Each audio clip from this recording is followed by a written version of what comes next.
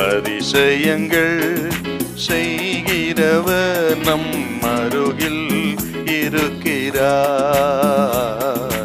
அற்புதங்கள் செய்கிறவர் என்றும் நமக்குள் வசிக்கிறார். எசேக்கியேல் தீர்க்கதரிசன புஸ்தகம் 47ஆம் அதிகாரம் முதல் வசனத்தை வாசிக்க கேட்போம். பின்பு அவர் என்னை ஆலயத்தின் வாசலுக்கு திரும்பி வர பண்ணினார். இதோ வாசற்படியின் கீழிருந்து தண்ணீர் புறப்பட்டு கிழக்கே ஓடுகிறதா இருந்தது. ஆலயத்தின் முகப்பு கிழக்கு நோக்கி இருந்தது.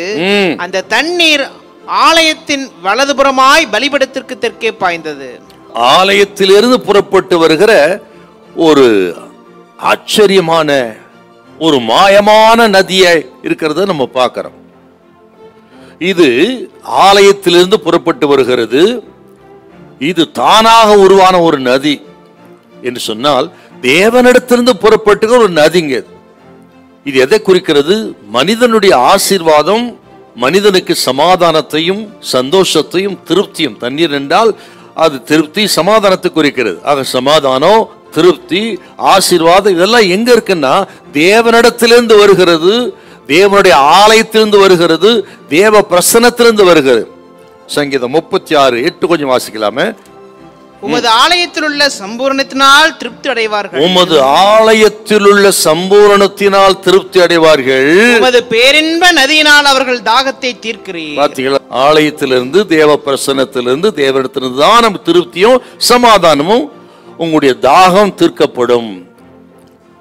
மனுஷனுக்கு இந்த திருப்தி ஆசீர்வாதங்கள் எல்லாம் வேற எங்கிருந்து வராதுங்க. தேவனிடத்தில் இருந்து தான், தேவ ஆலயத்திலிருந்து வருகிறது. சபை மூலமாகத்தான் ஆசீர்வாதம். விசுவாச மக்கள் கவனிக்கணும். ஆலயத்துக்கு போகாம, ஆண்டவரை தேடாம, ஜெபம் பண்ணாம, ஆண்டவர் நமக்கு சம்பந்தம் இல்லாம வாழ்கிற விசுவாசிகள் கவனிக்கணும். ஆசீர்வாதம் ஏன் இல்ல? ஆசீர்வாதம் ஏன் தூரமா போகிறது? கை கெட்டினது வாய் கெட்டலையே. ஆசீர்வாதத்தை தேவனிடத்துல தேடணும். தேவன் தான் ஆசீர்வாதத்தை கொடுக்கிறவர். ஆண்டவரத்தை திரும்பணுங்க. அதைத்தான் குறிக்கிறது இந்த அருமையான ஒரு தரிசனம்.